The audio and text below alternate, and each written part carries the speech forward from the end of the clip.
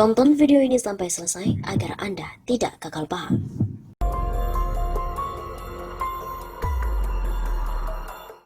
Ancaman demokrasi, mahasiswa Solo gelar aksi tolak politik dinasti. Rekomendasi PDIP yang diserahkan kepada anak Presiden RI, Joko Widodo, Gibran Rakabuming Raka untuk Pilkada Kota Solo, Jawa Tengah, menuai kritik dari kalangan mahasiswa di kota tersebut.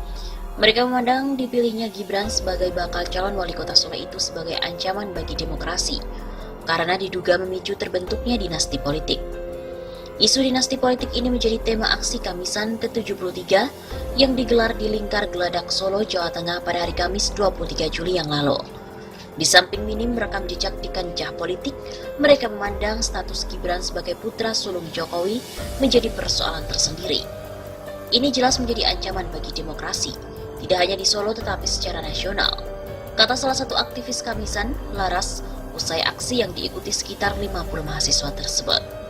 Mereka menduga rekomendasi dari DPP PDIP untuk Gibran tak lepas dari campur tangan kekuasaan.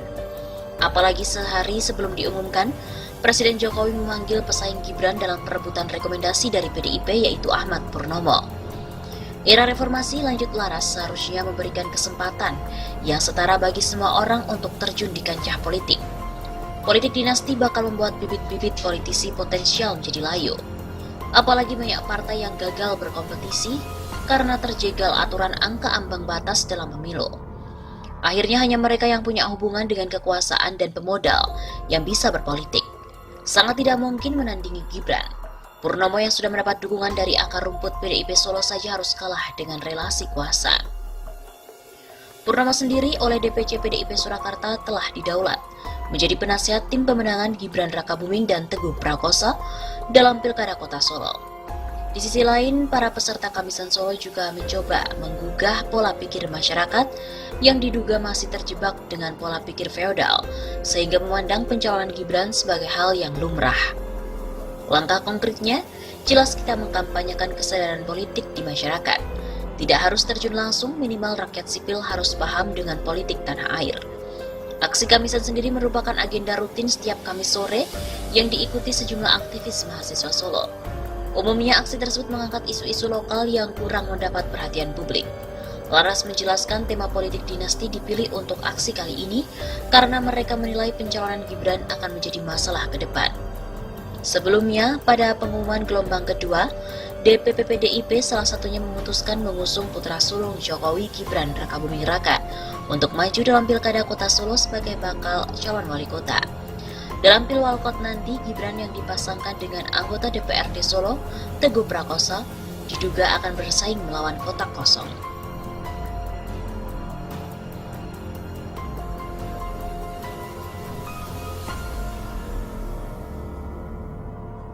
Wajah Presiden Joko Widodo akan malu jika putra sulungnya Gibran Rakabuming Raka yang berpasangan dengan Teguh Prakoso hanya melawan kotak kosong di Pilkada Solo 2020. Direktur Eksekutif Foxpol Center Research and Consulting, Pangi Syarwi Caniago mengurai dua pandangan jika nanti Gibran Teguh tidak memiliki lawan alias berhadapan dengan kotak kosong. Andai pasangan yang sudah mendapat rekomendasi PDIP ini kalah, maka Jokowi tidak akan kuasa menahan malu di hadapan publik. Apa jadinya nanti kalau kotak kosong mengalahkan Gibran? Mau ditaruh di mana muka presiden? Ucap Pangi Syarwi Caniago. Bahkan kata Pangi, jika menang pun publik akan mencurigai macam-macam atas kemenangan melawan kotak kosong. Kalau menang juga dicurigai macam-macam seperti ada upaya kuat intervensi, abuse of power, dan pemilu yang berjalan tidak normal, karena ada kata kunci pokoknya Gibran harus menang, dengan cara apapun. Jadi saya ingin katakan seperti buah si malakama. Meskipun begitu, Pangi pun memprediksi Gibran Teguh akan memenangkan Pilkada Solo 2020, karena dinilai tidak akan mungkin ada yang berani melawan anak presiden.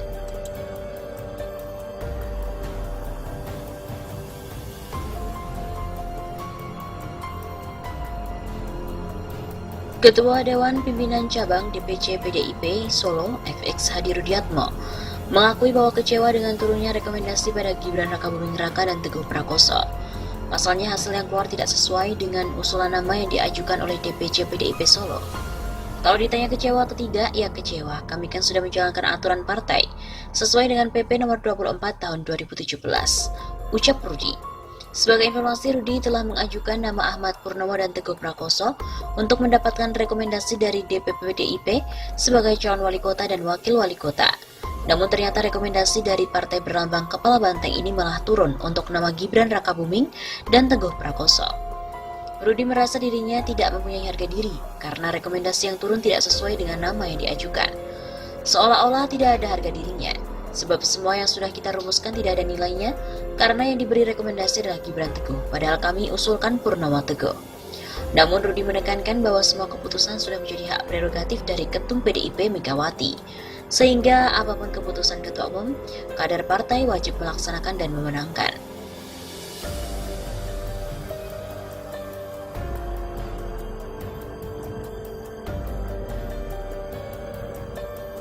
Kultur demokrasi pun dihancurkan oleh oligarki partai politik. Ahmad Purnomo yang didukung oleh arus bawah partai dan kemudian dilibas oleh keputusan atas bahwa partai harus mendukung putra mahkota Gibran Rakabuming Raka sebagai calon wali kota Solo.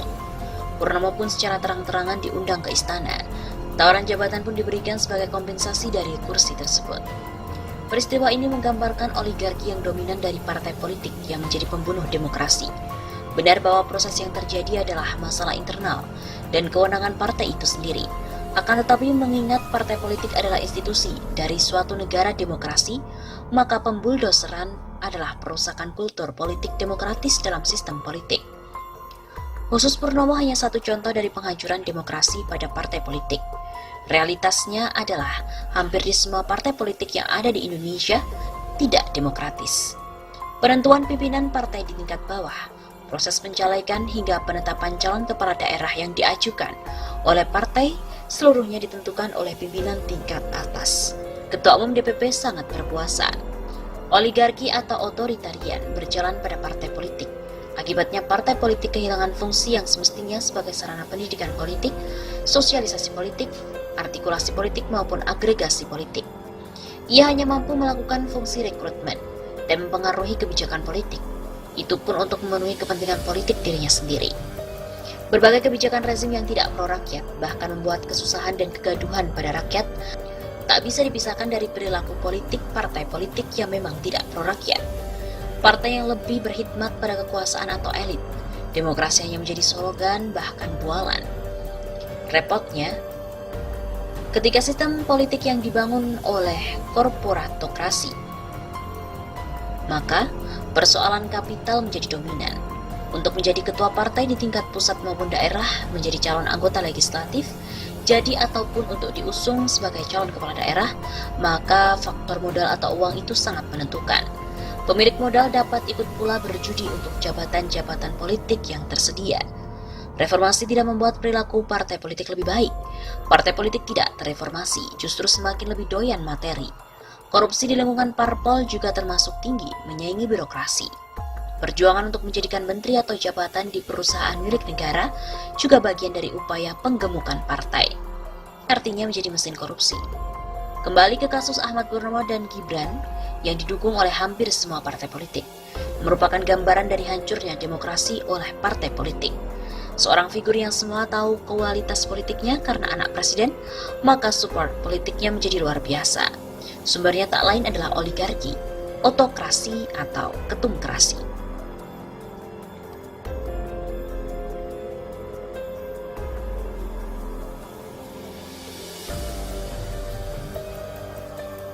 Wajah Presiden Joko Widodo akan malu jika putra sulungnya Gibran Rakabuming Raka yang berpasangan dengan Teguh Prakoso hanya melawan kotak kosong di Pilkada Solo 2020.